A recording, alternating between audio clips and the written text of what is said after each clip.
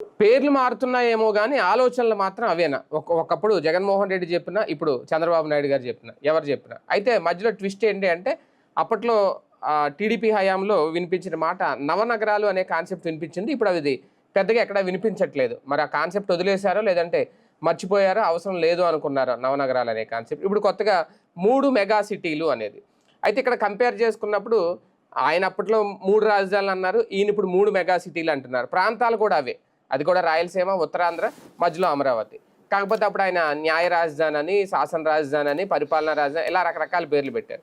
వీళ్ళు మాత్రం ఆ 3 మెగా సిటీలని అభివృద్ధి చేస్తే మొత్తం రాష్ట్రం అంతా అభివృద్ధి చెందుతుంది. అంటే ఇక్కడ కూడా అభివృద్ధి వికేంద్రీకరణే కనిపిస్తోందా? అంటే ఈ 3 మెగా సిటీల వల్ల ఓకే పరిశ్రమలు అయితే వస్తాయి, అంతకు మించి సంపద సృష్టి కానీ మిగతా అన్నిటికీ కూడా ఇవి కీలకం కాబోతున్నాయా? ఆలోచన మారిందా, లేదంటే విధానం మాత్రం పాతదే కొనసాగబోతుందా? ఇది అంశం మీద చర్చించే ప్రయత్నం చేద్దాం. సార్, 1000 కోట్ల పెట్టుబడులు రావాలన్నా, అంటే భారీగా పరిశ్రమలు రావాలన్నా, తద్వారా ఉపాధి రావాలన్నా, ఇప్పుడు ఈ 3 మెగా సిటీ అనే కాన్సెప్ట్ తెర మీదకి రాబోతుంది. స్వయంగా చంద్రబాబు నాయుడు గారు చెప్పారు. గతంలో జగన్మోహన్ రెడ్డి గారు చెప్పింది కూడా 3 రాజధానులు అనే కాన్సెప్ట్. ఆయన రాజధాని అనే పేరు పెట్టడం వల్ల ఏమన్నా ఇబ్బంది అయిందేమో కానీ కాన్సెప్ట్ అయితే అది ఇది ఒకటే అన్నట్టుగా ఏమన్నా చూడాలా? లేదు అది వేరు ఇది వేరు, 3 మెగా సిటీల వల్లే ఆంధ్రప్రదేశ్లోని అన్ని ప్రాంతాలు ఇప్పుడు అభివృద్ధి పదంలో ముందుకెళ్తాయా? ఫ్రమ్ ద బిగినింగ్ ఒక కాన్సెప్ట్ ఏముంటుందంటే, ఎవరు డెవలప్ చేసినా మన పేరు చెప్పుకోవడం అనేటటువంటిది నడుస్తుంటుంది. బాబు గారి నైజం అది. ఫర్ ఎగ్జాంపుల్, ఇప్పుడు ఇక్కడ ఏమంటారు, అమరావతి నేనే స్టార్ట్ చేశాను, భవిష్యత్తులో ఇది ఎదుగుతుంది అంటారు. 5 ఏళ్లలో ఏం జరగలేదు, కానీ హైదరాబాద్ని 5 ఏళ్లలో నేను అభివృద్ధి చేసేసాను, అసలు ప్రపంచ రాజధానిగా పెట్టానంట. హైదరాబాదు ప్రపంచ స్థాయిలో ఉంది కాబట్టినే మనం అక్కడికి వెళ్ళామన్న సంగతిని మాత్రం చర్చకి రానియరు తెలివిగా. అదే ఆయన వే ఆఫ్ స్టైల్. ఇంకొకటి, పోనీ ప్రారంభించింది ఎవరు అక్కడ? నేదురుమల్లి జనార్దన్ రెడ్డి. తర్వాత కంటిన్యూ చేసింది ఎవరు? చంద్రబాబు గారు. ఆ తర్వాత కంటిన్యూ ఆయన కట్టింది ఏంటిది? LNT tower. ఆ తర్వాత Shamshabad airport, inner ring road, అదే ఔటర్ రింగ్ రోడ్డు, తర్వాతన ఫైనాన్షియల్ సిటీను, ఇవన్నీ డెవలప్ చేసింది ఎవరు? రాజశేఖర్ రెడ్డి. దాన్ని అదే స్థాయిలో కంటిన్యూ చేసింది రోసయ్య, కిరణ్ కుమార్. అంతకు మించి డెవలప్మెంట్ వైపుకి తీసుకెళ్ళింది కేసీఆర్, కేటీఆర్. ఇవాళ రోజున మనం ఔటర్ రింగ్ రోడ్లో చూస్తే ఇదివరకు మనకు హైటెక్ సిటీలో కనిపించే బిల్డింగులు కొన్ని వందలు వేలు ఇప్పుడు ఔటర్ రింగ్ రోడ్ పక్కన కనబడుతున్నాయి. దాదాపుగా లైన్ అంతా కనబడుతున్నాయి, కిలోమీటర్ల కొద్దీ కనబడుతున్నాయి. ఇంకా ఇంకా ఎక్స్పాండ్ అయిపోతుంది అక్కడ. మరి అవన్నీ ఎవరు చేసినట్టు?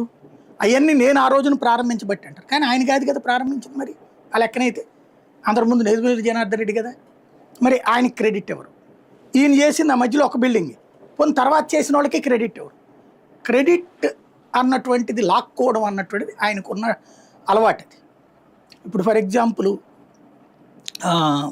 అసలు పేదలకి ఇళ్ళు ఇవ్వడమే నేను బిగిన్ చేసి, చంద్రబాబు గారు బిగిన్ చేశారు. అది అంతకుముందు నుంచి లేవా ఇళ్ళు? కాంగ్రెస్ టైంలో లేవా?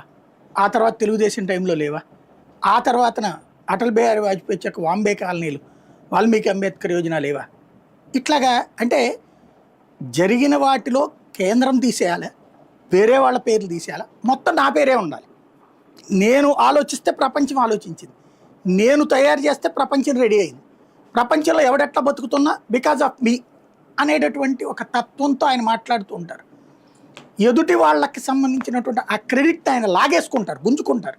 ఈ గుంజుకోగానే దానికి వెంటనే ఈయనకి యాడ్ చేసేసి సీలేసి స్టాంపు కొట్టేసేటటువంటి బాధ్యత నీచ మీడియా, నీచాతి నీచ మీడియా దగ్గర ఉంటుంది. అదే ఇప్పుడు జరిగేటటువంటి తంతు, అంతకు మించి మరి ఏమీ లేదు. బేసిక్గా జగన్ చేసిన ఒక తప్పు ఏంటంటే, మీడియా ఓన్లీ ఓ పేపర్ పెట్టుకుంటే చాలు అన్నటువంటి.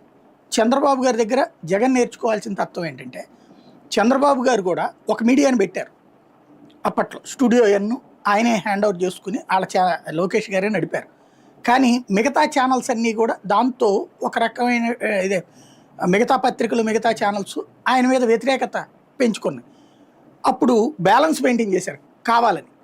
అప్పుడు చంద్రబాబు గారు అడిగితే, ఇదిగో మీరే ఒక మీడియాని మెయింటైన్ చేసి మాకు పోటీగా తయారు చేస్తే మేము మీకెందుకు సపోర్ట్ చేస్తామన్నారు. 2009 ఎన్నికల ఓటమిలో వన్ ఆఫ్ ద రీజన్ అది. మీడియా ఆయనకి సపోర్ట్గా లేదు ఆ రోజున. అప్పుడు ఈ స్టూడియో ఇంపాక్ట్ అనేటటువంటిది కనిపించింది. అప్పుడు తర్వాత చంద్రబాబు గారు అది వదిలేశారు. అది వదిలేసిన తర్వాత మళ్ళీ మీడియా అంతా బాబు గారిని తీసుకుంటుంది.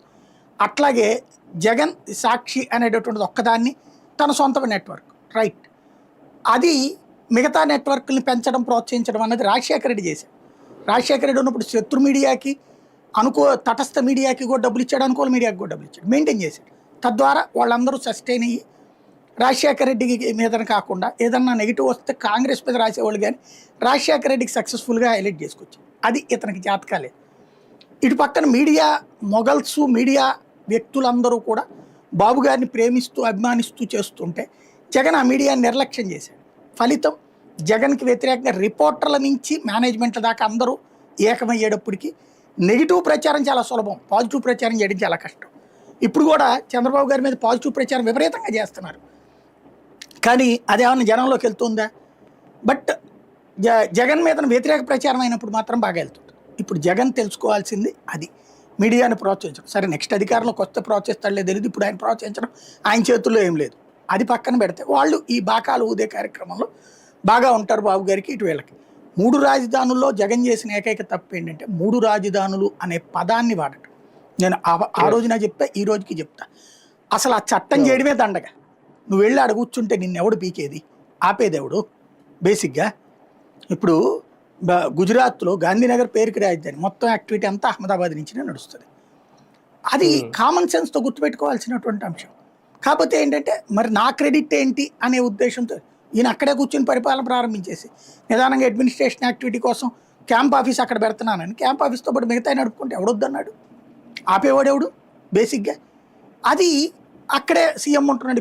ఇప్పుడు చెప్పినటువంటి కట్టించినటువంటి బిల్డింగ్స్ ఉన్నాయి కదా, అక్కడ కూర్చుంటాడు జగన్. 2 రోజులు ఎక్కడికి వచ్చిపోతాడు, పోయేదే ఉంది, నిదానంగా సింపుల్గా అయిపోయేది కదా డెవలప్మెంట్. కానీ అంత చేస్తూ క్రెడిట్ నాకు రాకపోతే ఎట్లా అనుకున్నాడు. చరిత్రలో తన పేరు నిలిచిపోవాలి, 3 రాజధానులు తీసుకొచ్చినటువంటి వాడిగా అనుకున్నాడు. ఆ 3 రాజధానుల చట్టం మన దేశంలో పనికొస్తలేదంటే చట్టంలో రాజధాని అనే కాన్సెప్ట్కి సంబంధించి క్లారిటీనే లేదు. లేకపోతే వాళ్ళ రాజధాని ఉన్న రాష్ట్రం మంది, ఏం రాజధాని ఉంది మన రాష్ట్రానికి? ఎవడన్నా మాట్లాడుతున్నాడా? దేశానికి రాజధానికి సంబంధించి లెక్క ఉంది, కానీ రాజ్యాంగంలో కానీ దీంట్లో కానీ రాష్ట్రాలకి రాజధానికి సంబంధించినటువంటి ఒక స్పష్టత లేదనేది ఇప్పుడు అర్థమవుతుంది కదా. లేకపోతే ఇవాళ రోజున మీరు ఎక్కడ ఉండాలన్నదో ఒక ఆధార్ కార్డు కావాలి. ఆంధ్రప్రదేశ్కి ఆధార్ కార్డులు ఏమని పెట్టాలి ఇప్పుడు? అప్పుడు ఇదివరకు ఇదే చర్చ పెట్టారు కదా ఎలక్షన్స్ ముందు. ఇప్పుడు ఏంటి, ఏది ఉంది వాళ్ళ రాజధాని? అప్పుడు జగన్ వలన రాజధాని ఏదో తెలుసుకోలేకుండా పోతున్నాం అన్నారు, కానీ అప్పటికి రాజధాని హైదరాబాద్ అని ఉంది మనకి. ఒకటి ఆ 10 సంవత్సరాలు హైదరాబాద్ ఉమ్మడి రాజధానిగా ఉంది. నేను అప్పుడే చెప్పా, అమరావతి రాజధానిగా ధృవీకరించలేదు, ఎందుకంటే హైదరాబాద్ ఉమ్మడి రాజధాని మీద హక్కు కోల్పోతుందని, అందుకని ఆగారు. అది ఉన్నది మనకి ఇప్పటికే హైదరాబాద్ రాజధాని, తెలియకపోతే ఎత్తుక్కోండి అని చెప్పా నేను. ఫైనల్గా ఇవాళ ఏంటి, రాజధాని లేని రాష్ట్రం క్లియర్ చేసేసారు. అక్కడ హైదరాబాద్తో మనకి సంబంధం లేదనేసి హైదరాబాద్ తెలంగాణ రాజధాని అని విభజన చట్టంలో ఉంది 10 ఏళ్ల తర్వాత, అది మళ్ళీ మార్చాల. ఇవాళ మన రాజధాని ఏది? ఇవాళకి మనం డిసైడ్ చేసుకోవాలా. బెజవాడ గుంటూరు అని కలిపి పెడదామా లేదా, పెడుతున్నామా లేదా, ఏమన్నా చెప్తున్నారా? రోజు అమరావతి రాజధాని ఎక్కడా? స్టిల్ నో ప్రజలు మోసం చేయడమే. ఇవాళ నిజమైన రాజధాని లేని రాష్ట్రం మనం. రాజధాని ఎక్కడా? బెజవాడ, గుంటూరా, వెలగపూడ, ఉండవల్ల, ఉలవపాడ, ఏంది అది రాజధాని? ఎవడన్నా చెప్తున్నాడా? ఎవరన్నా మాట్లాడుతున్నారా? మరి కేంద్రం కూడా వాళ్ళు ఏం అడగరు, వాళ్ళకేం సంబంధం? కేర్ ఆఫ్ అడ్రస్ నువ్వు ఏది ఎత్తాడు పంపిస్తారు. ఇప్పుడు మీరు ఏదైనా ఉద్యోగానికి అప్లికేషన్ పెట్టుకున్నారు, లేకపోతే ఏదైనా ఫైల్ పంపించారు, మీరు ఏ అడ్రస్ ఇస్తే అడ్రస్కి పంపిస్తారు, కానీ నువ్వు ఈ ఇంట్లో ఉంటేనే నేను చేస్తానని చెప్తుంది ఏంటి ఎవరన్నా? అంటే రాజధాని కోసం ప్రత్యేకంగా నిధులు ఇస్తున్నారు కదా, రాజధాని అభివృద్ధి కోసం. అది అమరావతి రాజధాని అని చూసిస్తున్నారా? అది వీళ్ళు ఎక్కడికి పెట్టుకోవాలని వీళ్ళు ఇష్టం. ఇప్పుడు జగన్ ఉన్నప్పుడు కూడా ఇచ్చారు, అది వైజాగ్ పెట్టుకున్నాడు అతను.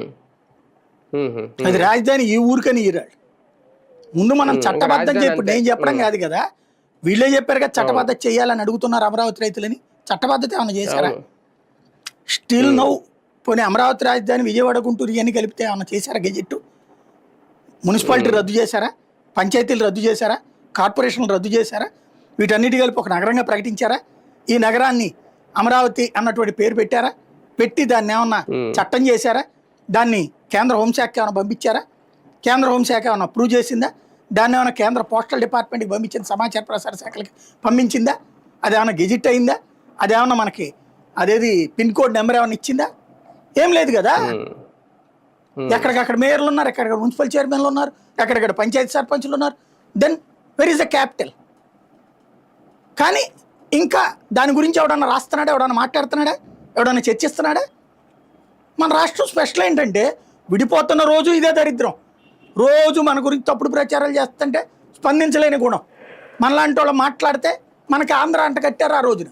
తీరా చూస్తే నిజాయితీగా ఎదుగు తెలంగాణ ఆంధ్ర విడిపోవడంలో తప్పులేదురా నాయన, ఆంధ్ర అనేటటువంటి దానికి ఇవ్వాల్సింది ఇవ్వండి అని మనం మాట్లాడాం. అప్పుడు తెలంగాణ నుంచి ఇబ్బంది ఎదుర్కొన్నాం. ఇవాళకి మనం చెప్తున్నది రాష్ట్రం బాగుపడాలంటే చేయండి రా ఆయన అని చెప్పి. బాగుపడాలి కదా మన రాజధాని, మన రాష్ట్రం బాగుపడాలి కదా. ఏది రాజధానిగా పెట్టా నాకు అభ్యంతరం లేదు. బట్ బాగుపడాల ముందు ఒక స్థిరత్వం రావాలి. ఎప్పుడు వస్తుంది అంటే నోటిఫై చేయడం ఒకటే మిగిలింది. ఏదైతే అదే కదా, నోటిఫై చేయడం ఒక్కటే మిగిలి ఉండేది. అదేది అంటే అదే అనేది ఎట్లా ఇప్పుడు ఇవాళ ఏం మాట్లాడుకుందాం మనం, మన రాజధాని ఏది, ఈ ముక్క ఎవడు చర్చిస్తున్నాడు? వీళ్ళకి కామన్ సెన్స్ లేదు. వీళ్ళైనా పోయినది ఏమన్నా యాజిటేట్ మూవ్మెంట్లోకి తీసుకొచ్చారా? వీళ్ళకి మళ్ళీ వీళ్ళదంతా చర్చకి తెస్తారని సైలెంట్ వీళ్ళు ప్రతిపక్షం. కానీ ఒకటి సార్, ఏడాదిన్నర అయిన తర్వాత బాబు గారి ఆలోచన ఏమన్నా మారి కాస్తంత, అంటే ఈ అమరావతికి సంబంధించి ఇంతకుముందు నవనగరాలు అనే కాన్సెప్ట్ ఉండేది, ఆ విషయంలో వెనక్కి తగ్గి ఇప్పుడు 3 మెగా సిటీలు, ఈ 3 మెగా సిటీలని అభివృద్ధి చేస్తే మొత్తం రాష్ట్రం అంతా అభివృద్ధి అవుతుంది ఆ ఆలోచనకు వచ్చేది. అదేం లేదు, అది మొదటి నుంచి కూడా 3 ప్రాంతాలు అభివృద్ధి చేస్తానని ఆయన చెప్తూనే ఉండేవాళ్ళు. ఇప్పుడు అదే చెప్తున్నారు. దానికి పేరు మెగా సిటీ అని పేరు పెట్టాడు. ఎందుకంటే ఈయన ఎట్లాగా అన్నాడు కాబట్టి 3 రాజధానులు కాదు, మేము దాన్ని మెగా సిటీలుగా డెవలప్ చేస్తున్నాం. దాంట్లో ఈయన డెవలప్ చేసేది ఉంది. వైజాగ్ ఆటోమేటిక్ కంపెనీలు వస్తాయి, కర్నూలుకి మనం తీసుకెళ్ళాలి, అమరావతికి రాష్ట్రం. నేను ఆ రోజునే చెప్పా, జగన్ చేయాల్సిందేనా, హెడ్ క్వార్టర్స్ ఆఫీసులు అన్నీ పెట్టండి బాబు అక్కడ సరిపోయా అన్నటువంటిది. పెట్టుకోలేదు మనం ఆ రోజున. లేదా దాన్ని ఏ ఎడ్యుకేషన్ హెల్త్ హబ్ కింద మార్చండి ఇక్కడ అన్నటువంటి అసెంబ్లీతో పాటు. అది మిస్ అయ్యారు. ఏదైనా సరే మనం గుడ్డిగా మూర్ఖంగా వెళ్ళిపోతుంటాం. ఇంకొకటి ఏంటంటే నవనగరాలు, అది మనం అదేదో పాలై డైలాగ్ ఉంది కదా, ఎన్నెన్నో అనుకుంటామని. అక్కడ ముందు అమరావతిలో ఎన్నెన్నో అనుకుంటే కుదరదు అక్కడ. ఎందుకంటే నవనగరాలు రావాలంటే హెల్త్ మొత్తం ఇప్పుడు హాస్పిటల్ అని అక్కడికి వస్తాయా? అక్కడ ఉన్నటువంటి 1,00,000 మంది పబ్లిక్ కోసమా ఏది 100 పడకల ఆసుపత్రులు 1000 పడకల ఆసుపత్రి నడిపేది? ఇప్పుడు నేను వెళ్ళాలి గుంటూరు నుంచి, లేకపోతే బెజవాడి నుంచి వెళ్ళాలి. ఆ మూలకి ఎందుకు వెళ్తా నేను? నాకు తెలియక అడుగుతా. నా ఊళ్ళో హాస్పిటల్ ఉండగా ఇప్పుడు హైదరాబాద్కి ఎందుకు వెళ్తాం? ఇక్కడెక్కడా లేని సదుపాయాలు ఉన్న హాస్పిటల్ అక్కడ ఉంటాయని, ఒకే ప్రెమిసెస్లో అన్నీ ఉంటాయని. ఇప్పుడు మనం ఇక్కడ హాస్పిటల్కి వెళ్తే స్కానింగ్ ఎదురుగుండా సెంటర్లో చేయించుకో, లేకపోతే అవతల సెంటర్లో బ్లడ్ టెస్ట్ చేయించుకో, అవతల సెంటర్లో ఎక్స్రే తీయించుకో, ఇట్లా చెప్తారు మనకు ఇక్కడ ఉన్న హాస్పిటల్లో. Corporate hospital Hyderabad style of functioning ఉన్నటువంటి మన దగ్గర ఇక్కడ పరిమితం, 1 2 ఉంటాయి అన్నీ కూడా. ఇంకోటి మీకు హైదరాబాద్ కార్పొరేట్ హాస్పిటల్ ఎట్లా ఉంటుందంటే, మీరు జాయిన్ అయ్యాక మీకు ఎక్స్రే రూమ్ దగ్గరికి తీసుకొచ్చేసి వాడు చేసేస్తాడు అక్కడ. అట్లాగే స్కానింగ్ అయినా మీ రూమ్ లో ఉండగానే మిషన్ వచ్చేసి చేసేస్తారు. మూవింగ్ మిషన్స్ ఉంటాయి వాళ్ళ దగ్గర. ఆ టెక్నికల్ ఎక్స్పర్ట్స్ ఎంత ఉంటారు అంటే ఇక అక్కడ మనకి అదంతా ఒకే ప్రెమిసెస్ లో దొరుకుతుంది. ఇక్కడ అట్లాంటి హాస్పిటల్ విజయవాడ గుంటూరులోనే లేవు, విశాఖపట్నంలో కూడా లేవు. అమరావతిలో పెట్టాలి. ఎందుకు లేవు? ఈ 20 లక్షలు 10 లక్షల జనాభా. హైదరాబాద్లో ఎందుకున్నారు? 1.5 కోటి జనాభా ఉంటారు. 1.5 కోటి జనాభాలో వాళ్ళ బెడ్ ఎంత? 500 1000 కూడా ఉండవు, 500 ఎక్కువ ఉంటాయి. ఇప్పుడు 1000 యశోద వాళ్ళు అనుకుంటా పెట్టింది దేశంలోనే, లేదా ఆసియా ఖండంలోనే అది పెద్దదైనటువంటిది అన్నది. 1000 అన్నది హైటెక్ సిటీ దగ్గర పెట్టుకొచ్చినట్టున్నారు వాళ్ళు. ఒక్కటి తప్పించి 500 పడకలు 300 పడకలు 200 పడకలే, అవి కూడా నిండవన్నీనే కదా పెట్టింది విజయవాడ వైజాగ్ లాంటి చోట్ల. మరి ఇంకెక్కడి నుంచి వస్తాయి? అక్కడ పెట్టుకుని ఏం చేస్తారు ఆ 29 గ్రామాల్లో? కాబట్టి పెట్టట్లా. అంతే కదా. ఇప్పుడు ఎస్ఆర్ఎం బిట్టు ఓసారి చెన్నై వెళ్ళి చూసి రమ్మండి, ఇక్కడ చూసి రమ్మనండి. అక్కడికి ఫస్ట్ ప్రయారిటీ ఇస్తారా, ఇక్కడ ఫస్ట్ ప్రయారిటీ ఇస్తారా? అక్కడ సీట్లు దొరకనోడికి ఇక్కడ ప్రయారిటీ ఇస్తున్నారు రావడానికి. నాకు తెలిసిన వాళ్ళు కొంతమంది తమిళనాడు నుంచి కూడా ఇక్కడ వచ్చి జాయిన్ అయ్యారు. రీజన్ అదేనమాట. కారణం ఏంటంటే అక్కడ దొరకనప్పుడు ఇక్కడ, అంతే తప్పించి ఇది ఫస్ట్ ప్రయారిటీ అవ్వట్లేదు. అట్లాంటి సిచ్యుయేషన్ లో ముందు అసలు ఒక నగరంగా అనౌన్స్ చేసి దీని మొత్తాన్ని ఒక లుక్ తీసుకురాకుండా నవనగరాలు వచ్చేస్తే ఎన్ని ఇప్పుడు ఎక్కడ ఎందుకు? వీళ్ళ అభిమాన ఛానళ్ళు అభిమాన పత్రికలే ఉన్నాయి దాదాపు 10-15 దాకా, ఒక 50-100 యూట్యూబ్ నెట్వర్క్లు ఉన్నాయి. మరి మీడియా సిటీ ఎందుకు రాలేదు ఇక్కడికి? మీడియా సిటీ స్థలాలు ఇచ్చారు వాళ్ళకి, జర్నలిస్టులకే ఇవ్వలేదు, వదిలేసేయండి. మీడియా ఛానల్స్కి ఇచ్చారా? ఇప్పుడు మనమే ఉన్నాం, ఓ నెట్వర్క్ నడుపుతున్నాం, 15 లక్షల సబ్స్క్రైబర్లు ఉన్నారు, ఒక ఛానల్కి 10 లక్షలు ఉన్నారు, మనకి ఇవ్వచ్చుగా అక్కడ, మనం తయారు చేస్తాం కదా దాన్ని. ఇట్లాంటి అనేక మందిని ప్రోత్సహిస్తే కదా జరిగేది. అసలు ఏం చేస్తున్నారు, ఏమన్నా ఆలోచన ఉందా? అందుకని పేరులో చెప్తున్నారు, అబ్బా అసలు కళ్ళకి కట్టినట్టు స్క్రీన్ ప్లే చెప్తున్నారు. సినిమాలో హీరోయిన్ బుక్ చేసుకునేటప్పుడు స్క్రీన్ ప్లే అద్భుతంగా చెప్తాడు డైరెక్టర్, వీళ్ళు ఓకే చేస్తారు, డేట్స్ ఇస్తారు, తర్వాత నటించాక సినిమా పోతుంది 100కి 95 పోతుంది. ఎందుకని? చెప్పినట్టుగా స్క్రీన్ మీద కనిపించదు, దానికి తగ్గ ఆ టెంపో అందులో ఉండదు.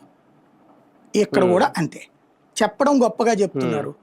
నేనేమంటానంటే ఆంధ్రాకి విద్యావంతులు ఎక్కువ, రెండవది వచ్చేటప్పటికి కాస్త బుర్రలతో ఆలోచించే వాళ్ళు ఉన్నారు. అంటే విద్యావంతులు ఎక్కువ అంటే మళ్ళీ నిరక్షరాస్యతలో మనమే నెంబర్ 1 ఉన్నామండి. అది నేను అంటోంది, విద్యలో ఉండేటటువంటి వాళ్ళు బుర్రలతో ఆలోచించే వాళ్ళు ఎక్కువ ఉంటారు, కాస్త సామాజిక పరమైనటువంటి అంశాలతో సహా. ఇట్లాంటి పబ్లిక్ నేను మోసం చేయక నిజాయితీగా మాట్లాడు. నేను ఫ్రమ్ ద బిగినింగ్ చెప్తా వచ్చా, 2014లో ఆర్భాటం చెప్పకండి 25 లక్షలు వచ్చేస్తున్నాయి, 30 లక్షల కోట్లు వచ్చేస్తున్నాయి. నేను చెప్పేది ఎప్పుడు కూడా జెన్యూన్గా మాట్లాడండి.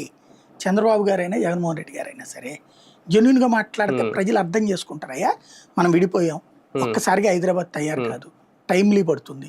ముందు మనం చంద్రబాబు గారు ఆ రోజు చెప్పాల్సింది ఏంటి, అమరావతి అనుకుంటున్నాం, బట్ మీరు హైయెస్ట్ ఎక్స్పెక్టేషన్ పెట్టుకోవద్దు, దాన్ని ఒక బేసిక్గా సెంట్రిక్గా మనం పరిపాలన చేస్తూ ఇన్వెస్టర్లు నిదానంగా ఆహ్వానిస్తాం, ఈలోపు విశాఖపట్నం డెవలప్ చేసుకుంటాను, విశాఖపట్నానికి ఇన్వెస్ట్మెంట్స్ అన్ని తీసుకొస్తానన్నారు అనుకోండి, శబాష్, ఆయన ఆ రోజునే దేవుడు. జగన్కి అవకాశమే ఉండేది, కంటిన్యూ అయ్యి ఉండేది. కర్నూలుకి అప్పుడే ఆయన అక్కడికి తీసుకెళ్ళి ఉండాల్సింది, కోర్టు, తప్పే ఉంది. ఇప్పుడు ఏదో బెంచ్ పెడతారట ఈ 5 ఏళ్లలో ఖచ్చితంగా బెంచ్. అది మేబీ లాస్ట్ ఎలక్షన్స్కి ఒక 6 నెలల ముందు, ఏడాది ముందు అక్కడ కాన్స్టిట్యూట్ చేయొచ్చు బెంచ్. అదేదో అప్పుడే చేసి ఉంటే అయిపోయి ఉండేది కదా, సులభంగా అయిపోయి ఉండేది కదా. అక్కడికి బెంచ్ ఏర్పాటు చేసి నన్ను అడిగితే కోర్టే అక్కడ పెట్టడం బెటర్, హైకోర్టు. మనకి 100కి 70 కేసులు వచ్చేటటువంటిది ఆ రాయలసీమలో కేసులు, కొట్టేయమనినో ఇట్లాంటివన్నీ కూడా. కాబట్టి అక్కడ పెడతానో తప్పులేదు, పోనీ ఇప్పుడు బెంచ్ అయినా పెడతానంటున్నారు, అది అప్పుడే చేస్తుంటే బాగుండేది కదా. అట్లాగే విశాఖపట్నానికి ఆ రోజున ఇన్వెస్ట్మెంట్స్ అంటే నాకు తెలిసి అసలు పరుగులు పెట్టి వచ్చేవాళ్ళు. ఆ రోజు విశాఖకు వస్తానన్న నల్లా అమరావతికి రమ్మన్నారు, ఇక్కడేమో వస్తేనేమో మొత్తం ఖాళీగా కనబడేది. ఆడొచ్చి ఖాళీ స్థలంలో బిల్డింగ్ ఎడగట్టుకుని ఏరియాని డెవలప్ చేస్తాడు, విత్తు ముందా చెట్టు ముందా అంటారు. హైదరాబాద్కి ఎవడైనా ఎందుకు వస్తానంటాడు, ఆల్రెడీ డెవలప్ అయిన సిటీ కాబట్టి. అదే అనంతబాద్, దాని పేరు ఏంటిది, కరీంనగర్కి ఎందుకు పోవట్లా, వరంగల్కి ఎందుకు పోవట్లా, ఎక్కడో ఎందుకు, మెదక్కి ఎందుకు పోవట్లేదు, ఆ పక్కన రంగారెడ్డికి ఎందుకు పోవట్లేదు ఇండస్ట్రీస్, హైదరాబాద్ హైటెక్ సిటీ ఎందుకు వచ్చినాయి. కానీ ఈయన అన్నట్టు అమరావతిని నిజంగా మెగా సిటీ చేయాలి అంటే ఇప్పట్లో అవదేమో, ఒక 10 ఏళ్ళు 20 ఏళ్ళు టైం పడుతుందేమో, 30 ఏళ్ళు. కానీ ఈ రెండు మాత్రం తిరుపతి విశాఖ ఆల్రెడీ డెవలప్ అవుతున్న సిటీలే. విశాఖ అయితే డెవలప్ అయిన సిటీ, తిరుపతి కూడా ప్రముఖ ఆధ్యాత్మిక పుణ్యక్షేత్రం ఉన్న సిటీ కాబట్టి చాలా త్వరగానే అయిపోద్ది.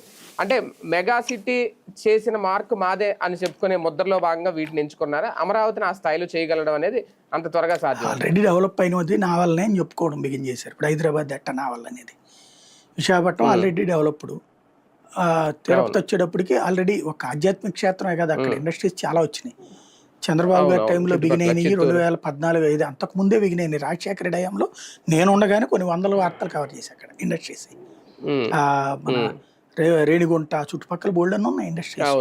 దాంతో పాటుగా ఇంకా డెవలప్ కావాల్సడానికి అవకాశం ఉన్నటువంటిది అంటే సాఫ్ట్వేర్ హబ్ కూడా అక్కడ.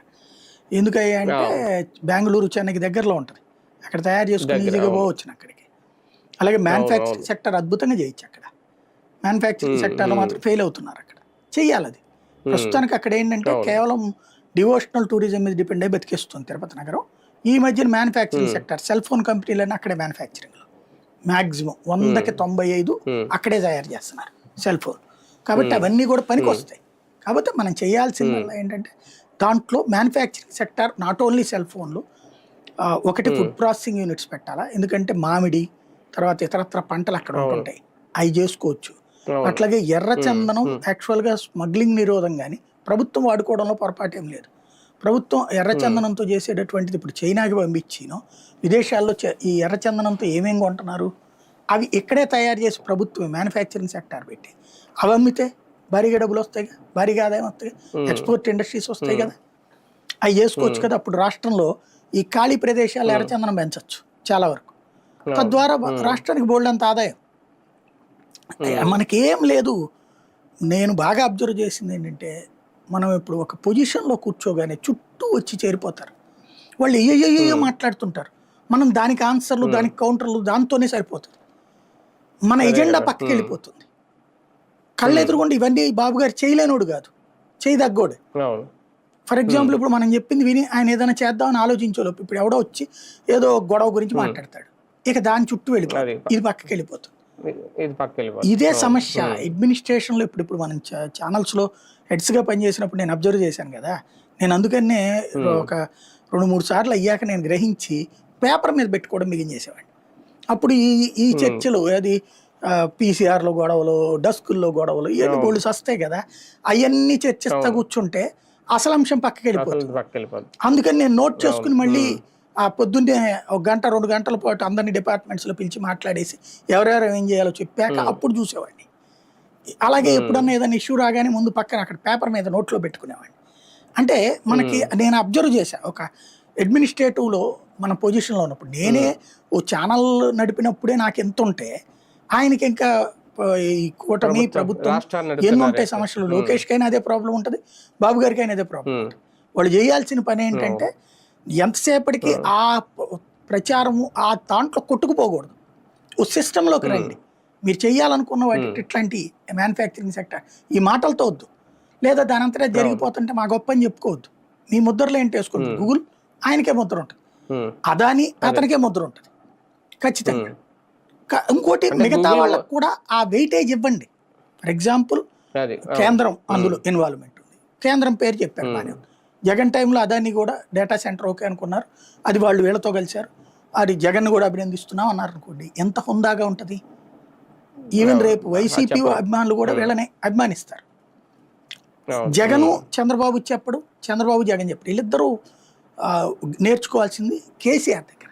కేసీఆర్ చెప్పలేదా ఆరోగ్యశ్రీ ఫీజు రియంబర్స్మెంట్ అనేది పేదలకి రాజశేఖర రెడ్డి ఇచ్చినటువంటి వరం, అది మనం అది చెడగొట్టకూడదు అన్నటువంటిది. అతను ఆంధ్ర పాలకుడు అని నేను అనను అని చెప్పాడా లేదా? ఆంధ్రుడు ఆంధ్ర పాలకుడు, కానీ మనకు కూడా మంచి చేశాడు. అట్లాగే ఇరిగేషన్ ప్రాజెక్టులు అతనే టేకప్ చేయకపోతే ఎప్పటికీ పరిష్కారం అయ్యేది కాదని చెప్పాడు కదా. అది మీరు అట్లా సంస్కారయుతంగా ఉండండి. నా కేసీఆర్ వాస్తవంగా అతను ఆంధ్రులు తిట్టిన తిట్లు వాటి మీద నాకు చాలా కోపం. బట్ ఈ విషయాల తర్వాత నాకు అభిమానం ఏర్పడింది. బాధ్యతగా మాట్లాడాడు అట్లాంటి. అలాగే ఆంధ్రులు ఏడిపెచ్చట్లేదు డివిజన్ అయిపోయాక. రాజకీయ పరంగా శత్రుత్వాలు చూసుకున్నారు కానీ వ్యక్తుల పరంగా శత్రుత్వాలు చూసుకోలేదు. మనుషుల పరంగా గుడ్.